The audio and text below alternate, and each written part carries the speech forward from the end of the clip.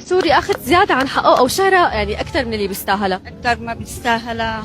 في كتير يعني مثلا ما رح احكي اسماء بس كتير في معتصم انه يعني لو ما جماله وشخصيته ابدا كتير بارد وجامد، يعني مع احترامي له بس بارد يعني. معتصم.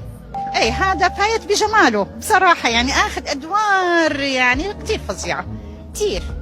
بسام شكوسة اخذ شوي زيادة يعني. لا هو صح، هو انه ممثل كبير جدا، بس في بعض العالم هي بتقول عليه انه عميد الفن. اكثر ممثل نسرين طافش. نسرين طافش يعني طلعوها كبروها كثير.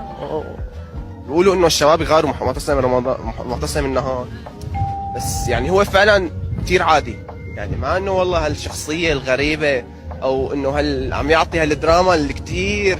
نسرين طافش لانه كتير يعني عملوها شيء هي من ولا شيء. نسرين ما بعرف، يمكن جمالها اللي عم يمشيها مو فنها. اي في شيء بس ما بعرف شو بدي اقول لك. خير ان شاء الله. والله باسم يا اخوه. انا ولا ايه والله. ايه انتوا بتحبوه زياده، بس يعني انا ما بحسه انه الفنان العالمي.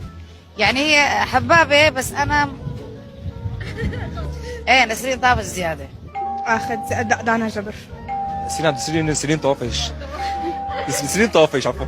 ايمن رضا مهضوم هيك، بس يعني بحسه انه بياخذ ضجه زياده برايي الشخصي، لربما يكون